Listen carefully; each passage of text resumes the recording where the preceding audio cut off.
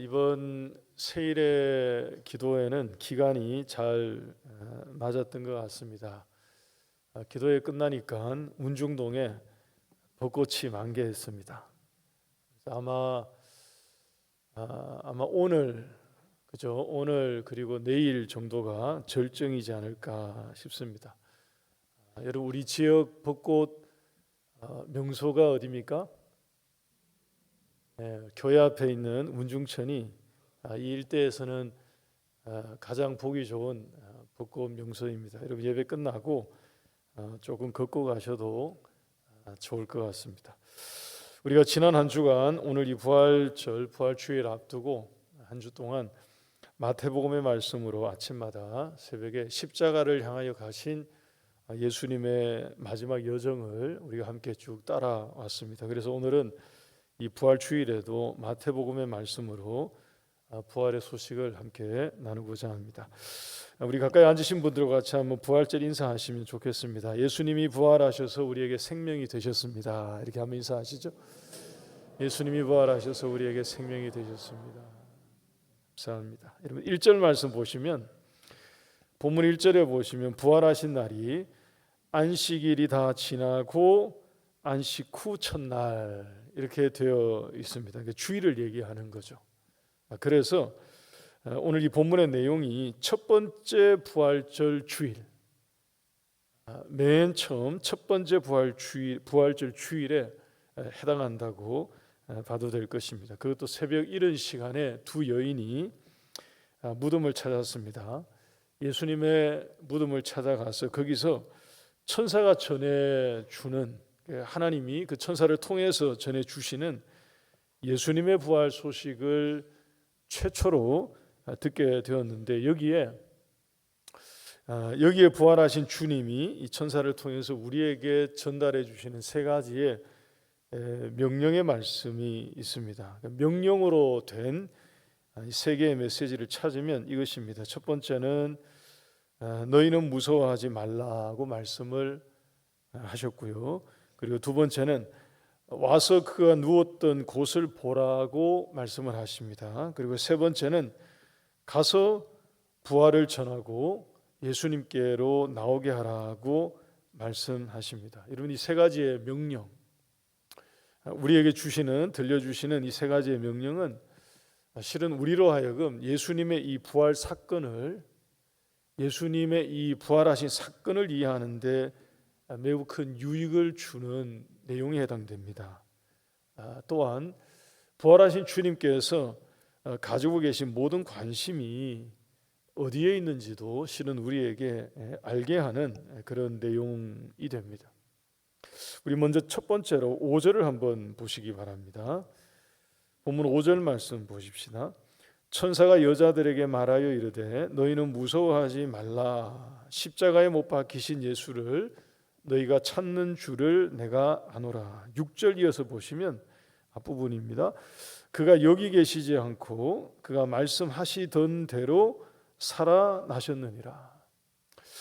여러분 성경에 보게 되면 주의 영이 임하여 오시거나 또는 주의 천사가 나타나시거나 또는 주의 사자가 보냄을 받아서 나타나서 무서워하지 말라 이렇게 말씀해 주시면서 어떤 메시지를, 하나님의 말씀을 전하는 장면들이 적지 않게 나옵니다.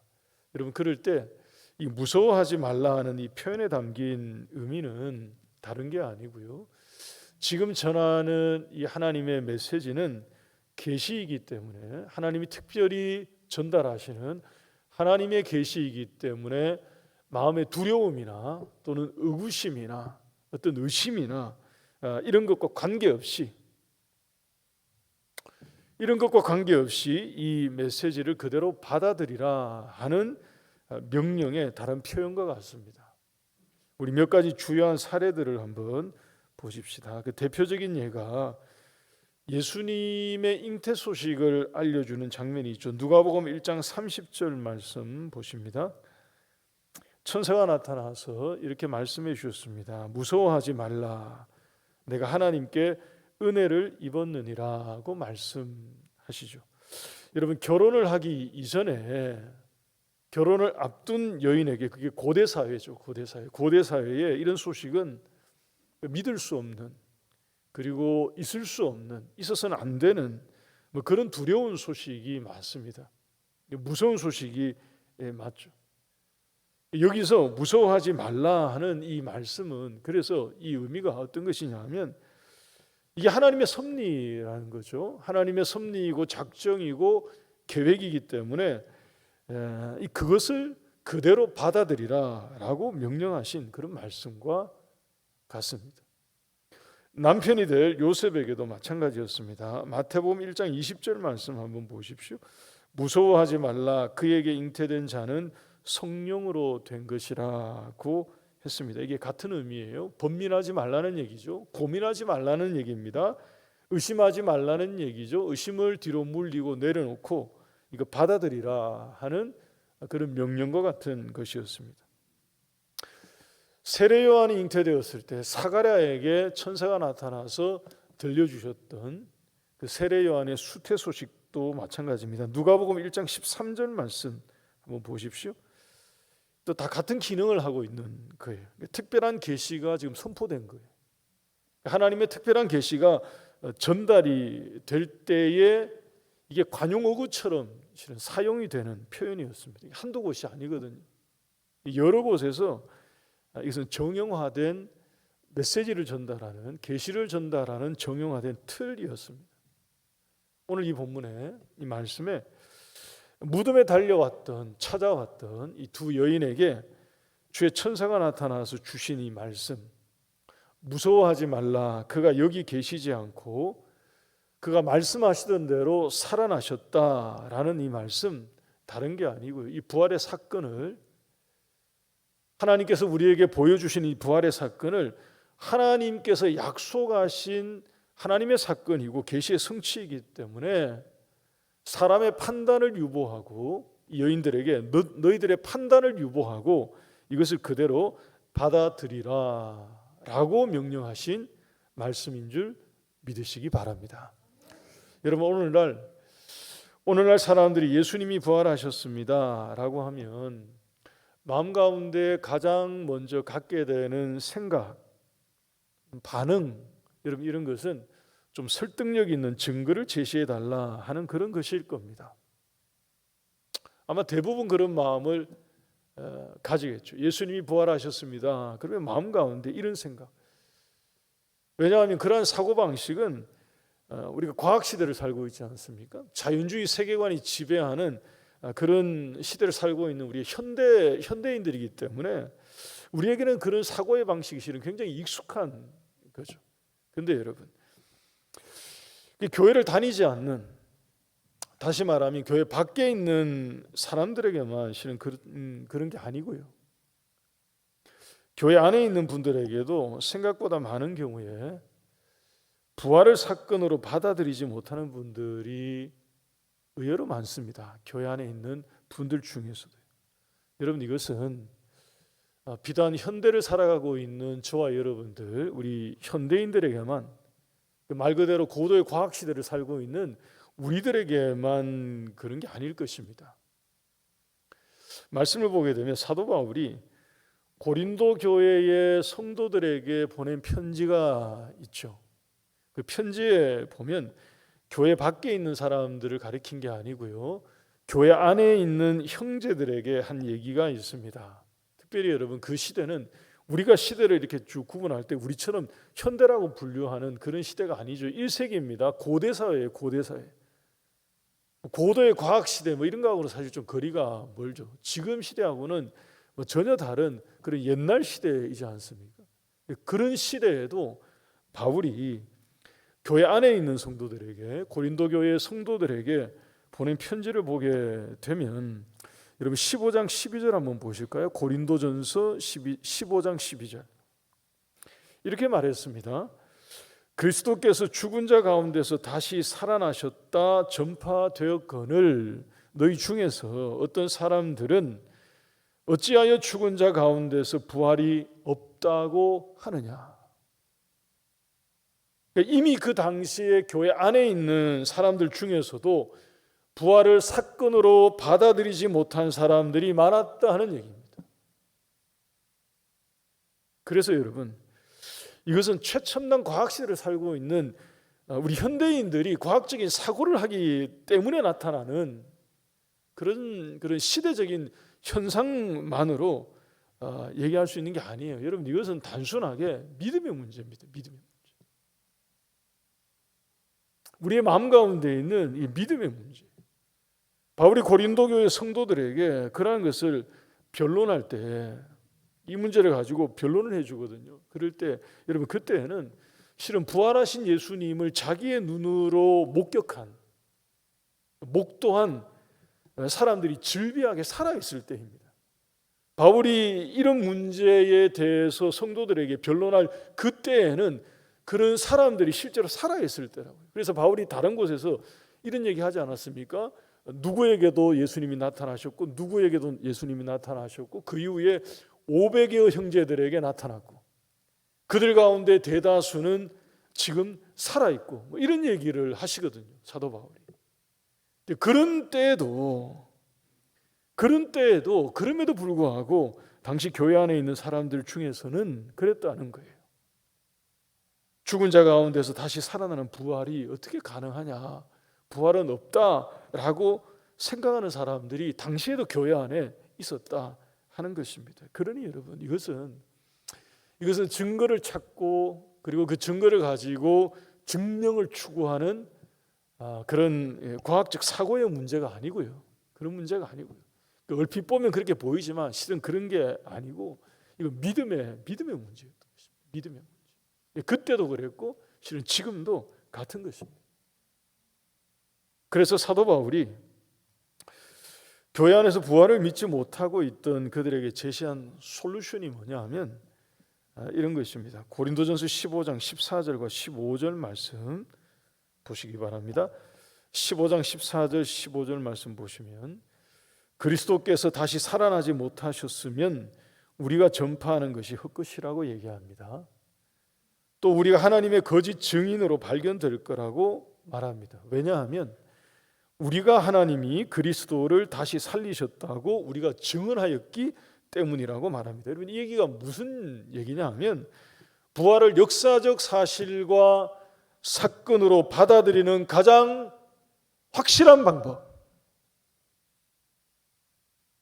그들 가운데 보여진 그 부활을 역사적인 사건으로 받아들이고 역사적인 사실로 받아들이는 가장 확실한 방법은 그것을 직접 눈으로 목격하고 몸으로 체험한 증인들의 증언을 믿는 것이다 라고 말씀한 것입니다.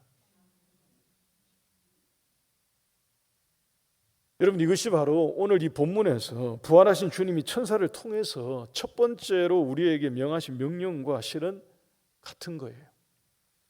여러분, 예수님이 사망을 이기시고 죽음에서 부활하셨음을 믿으시기 바랍니다. 천사가 나타나서 그 두 여인에게 첫 번째로 던진 명령의 말씀이 그것이었습니다. 무서워하지 말라. 이 얘기는 받아들이라는 거예요. 이 사건을, 이 사실을, 의심을 내려놓고요, 의심을 뒤로 물리고 그것을 그대로 받아들이라고 말씀한 것입니다. 여러분, 이게 필요한 거예요. 오늘 이 부활절 아침에 하나님께서 성령으로 우리의 마음 가운데 이 마음을 주셔서 예수님이 사망의 권세를 깨뜨리시고 우리 가운데 부활의 첫 열매가 되셔서 죽음에서 다시 살아나셨음을 믿으시는 우리 모든 성도들이 될 수 있기를 주의 이름으로 축원합니다. 그리고 두 번째 명령을 보시기 바랍니다. 6절 하반절입니다. 6절 하반절에 와서 그가 누우셨던 곳을 보라고 명령하십니다. 여러분, 이것은 다른 게 아니고요, 부활을 확증하라는 거죠. 부활을 확증하고 확신하라 하는 말씀입니다. 부활의 소식을 의심하지 말고 두려워하지 말고 받아들이라고 말씀하신 이후에, 그리고 난 이후에 그 자리에 와서 직접 보라고 보여주십니다. 여러분, 기독교의 믿음은 결코 맹목적인 믿음을 추구하는 것이 아닙니다. 그냥 무턱대고 맹목적으로 그냥 믿으라고만 말하고 있는 게 아니에요. 체험하게 하는 과정이 있습니다. 우리에게도 실은 다 그런 크고 작은 경험들이 있을 거예요. 신앙을 경험하게 하는 그런 과정들이 있습니다. 그래서 우리가 체험신앙이라고 말하곤 하지 않습니까? 하나님은 부활의 현장을 찾아온 이 두 이들에게 첫 번째를 명령으로 주신 이후에, 말씀해 주신 이후에 두 번째를 볼 수 있도록 실은 허락해 주신 그러한 것입니다. 여러분, 여기서도 이 순서가 우리에게 의미가 분명히 있을 것입니다. 의심을 뒤로하고 부활을 받아들이는 사람들에게 하나님께서 부활을 확신할 수 있는 체험과 또 은혜를 더하여 주시는 줄 믿으시기 바랍니다. 여러분, 이 두 여인들에게 보게 하신 이 증거, 와서 그가 누우셨던 곳을 보라고 말씀하신 이들에게 보게 하신 이 증거는 여러분, 실은 당시에 부활에 대한 가장 시끄러운 증거가 되었습니다. 가장 강력한 증거가 되었어요. 이것을 우리가 흔히 예수님의 무덤이 시신이 없는 비어있는 빈 무덤이었다라고 말하는 부분이 바로 이건데요. 여러분, 지금까지도 현대사회에 지금까지도 이 빈 무덤에 대한 것은 고대 문헌을 연구하고 또는 그것을 통해서 역사학을 연구하는 사람들에게도 여러분 일반적인 기준을 적용하더라도 예수님의 부활을 증거하는 가장 유력한 증거로 이 빈 무덤은 실은 인정이 되고 있는 것입니다. 왜냐하면 이유가 있어요. 이것은 가장 처음부터, 맨 처음부터 예수님의 무덤이 시체가 없는, 시신이 보이지 않는, 시신의 흔적을 찾아보기가 어려운, 어디에서도 이것을 발견해내고 사람들이 조사를 통해서 찾아내고 하지 못한, 그러니까 시체가 없는 빈 무덤으로 확인되었기 때문에, 아주 처음부터 이것이 그렇게 확인되었기 때문에 사람들 사이에 파장이 발생하고요, 또 이게 소문이 되었고요, 논란이 되었고 논쟁이 되어 왔기 때문에 부활에 대한 가장 유력한 증거로 고대 문헌들을 그런 방식으로 분석하는 일반 학자들도 부활에 대한 가장 유력한 증거로 처음부터 이게 공개가 되었던 것입니다. 이게 어디에 나오느냐? 성경의 기록으로 남아 있습니다.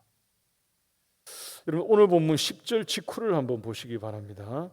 마태복음 28장 11절부터 15절까지의 이 내용을 보시면 여자들이 그 현장을 보고서 돌아갈 때에 무덤을 지켰던 이 로마 경비병들이죠. 한 명이 아니고 여러 명 중에서 몇 사람, 이 대제사장에게 가서 이 모든 사실을 다 알립니다. 그때 대제사장들이 12절처럼 의논을 한 이후에 군인들에게 돈을 주고 상황을 만드는 장면이 기록이 되어 있습니다. 바로 이게 그 유명한 시체 도난설입니다. 제자들이 자기들의 스승인 예수의 시체를 훔쳐가서 어디에 숨겨놓고 부활했다라고 말한다라는 이 시체 도난설이 실은 여기서부터 만들어진 거예요. 15절 말씀 보십시오. 군인들이 돈을 받고 가르친 대로 하였으니 이 말이 오늘날까지, 그러니까 성경이 기록되던 이 시기까지 유대인들 가운데 두루 퍼졌다라고 되어 있습니다.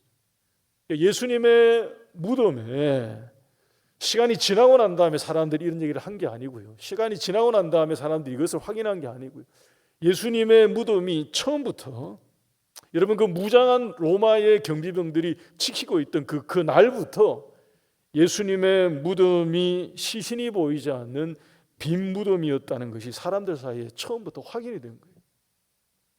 이게 파장이 되고요, 이게 논란이 되고요, 논쟁이 되고요, 이런 일들이 일어나고요. 얼마나 이것이 강력한 증거가 되었으면 처음부터 이 말씀이 우리에게 그것을 증언해 주고 있는 것입니다. 여러분, 한 번 더 말씀드립니다. 예수님의 부활을 의심 없이 믿는 자들에게 하나님이 부활을 확증하고 확신할 수 있는 신앙의 체험을 하나님의 선물로 주시기를 주의 이름으로 축원합니다. 여러분, 그럼에도 불구하고 우리가 한 가지를 꼭 기억해 주시기 바랍니다. 예수님께서 증거를 보면 나는 믿을 수 있습니다라고 말했던 도마에게 하셨던 말씀을 꼭 기억하시기 바랍니다. 주님이 도마에게 말씀하셨죠. 너는 본고로 믿느냐? 보지 않고 믿는 자들이 뭐하다?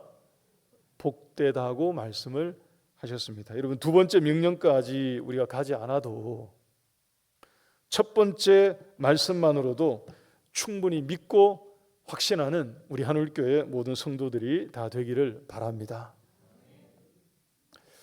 그리고 세 번째 주신 명령은, 여러분, 이것은 3순위에 해당하는 명령이 아니고요, 내용을 보게 되면 이게 다른 명령인 것을 알 수 있습니다. 첫 번째, 두 번째와 다른 명령인 것을 내용을 보면 알 수 있어요. 어떤 점에서는 부활하신 예수님께서 우리에게 요구하시는 제1의 요구사항과도 같습니다. 명령의 내용이 뭐냐? 7절을 보시기 바랍니다. 본문 7절 말씀에 빨리 가서 이렇게 시작하고 있죠. 긴급 명령이다 하는 뜻입니다. 빨리 가서 다른 제자들에게 전해주라고 얘기를 하십니다.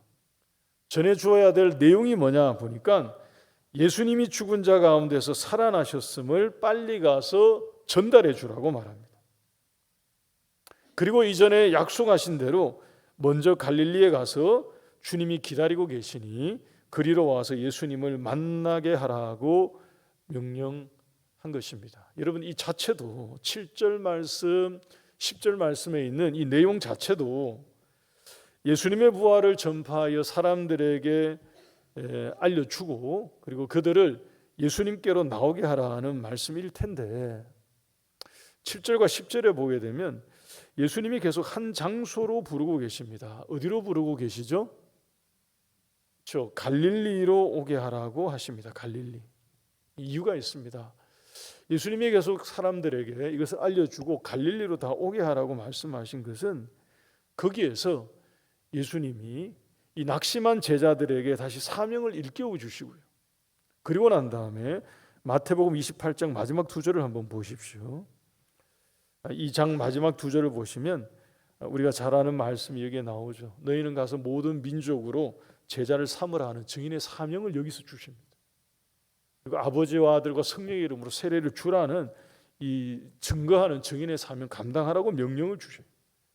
그리고 사도행전에 나오는 성령이 너희에게 임하면 권능을 받아서 너희가 그런 증인이 될 거다 하는 말씀을 주시면서 승천하신 자리가 바로 이 갈릴리인 것입니다. 부활하신 주님께서 이 첫 번째 부활절 아침에 제1의 요구사항으로 명령하신 이 말씀을 한마디로 종합하면 증인이 되어서 예수님을 전파하라 하는 것이었습니다. 여러분, 오늘 부활절입니다. 그리고 4월 첫째 주일 우리 맞이해서 교회가 해마다 상반기, 하반기, 특별히 이제 상반기 총동원 전도를 시작하는 그 출발을 알리는 그런 주일입니다. 여러분, 오늘 말씀 우리 모두가 다 같이 기억하셔서 빨리 가서 부활의 증인이 되라고 말씀하시는 주님의 마음을 우리가 알아서 이 일에 우리가 함께 마음을 모으고요, 주의 부활을 증거하고 또 알려주는 그런 증인의 삶을 살아가는 그 사명을 감당하는 우리 교회가 되고 우리 교회 모든 성도님들이 될 수 있기를 주의 이름으로 축복합니다. 우리 같이 찬송하고 기도하도록 하겠습니다.